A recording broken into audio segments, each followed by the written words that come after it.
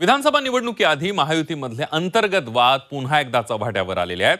भाजप, शिंदे गट आणि राष्ट्रवादी अजित पवार गटाचे नेते एकमेकांवर आरोपांची चिखलफेक करताना पाहायला मिळतात। बघूया त्याबद्दलचा रिपोर्ट।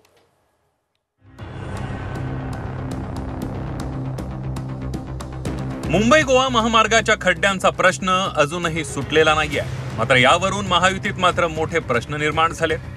मुंबई गोवा हायवेच्या खड्ड्यांवरून महायुतीत धुमशान सुरू झालं।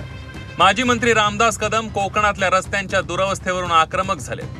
सार्वजनिक बांधकाम मंत्री रवींद्र चव्हाण कुचकामी मंत्री असल्याचा आरोप रामदास कदमांनी केला। ते एवढ्यावरच थांबले नाही तर त्यांनी थेट रवींद्र चव्हाण यांचा राजीनामा मागितलाय। काम झालं पाहिजे तिथे, अजून अनेक पूल झाले नाहीत, अनेक ब्रिजेस झाले नाहीत। जे एका बाजूला रस्ता आहे त्याच्यामध्ये खड्ड्यामध्ये सगळे रस्ते आहेत, रस्ताच नाहीये अशी अवस्था आहे। तर नुसती पाहणी नको कशासाठी? खरं तर त्यांचा राजीनामा आमच्या देवेंद्र फडणवीस साहेबांनी घ्यायला पाहिजे। कुचकामी मंत्री आहे, मी डायरेक्ट सांगतोय आज युती असताना देखील। मुंबई गोवा नॅशनल हायवेचं काम हे केंद्रीय मंत्री नितीन गडकरी यांच्याकडे आहे, असा खुलासा सार्वजनिक बांधकाम मंत्री रवींद्र चव्हाण यांनी केला। हे नॅशनल हायवे हे जे खातं आहे ते आदरणीय केंद्रीय मंत्री नितीन गडकरीजींचं आहे।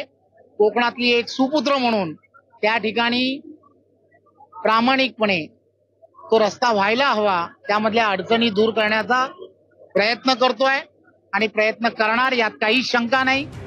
आता कोकणातल्या खड्ड्यांवरून महायुतीमध्ये शिमगा सुरू असल्याचं दिसतंय।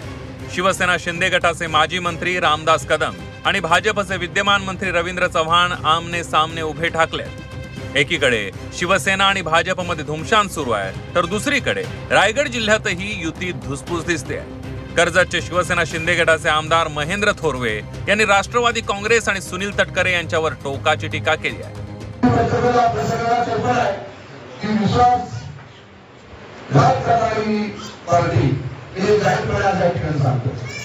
प्रत्येक ठिकाणी विश्वासघात करणं हे त्यांच्या काळात कर्जतपूर आपण त्या ठिकाणी पाहताय। त्यांचं नेतृत्व कसं आहे, त्या जिल्ह्याचं जे नेतृत्व लागलेलं आहे ते विश्वासघाती नेतृत्व आहे। महेंद्र थोरवे दखलपात्र आहेत, त्यांची फारशी काही मी दखल घेऊ इच्छित नाही आणि त्यांची तेवढी कुवतही नाही।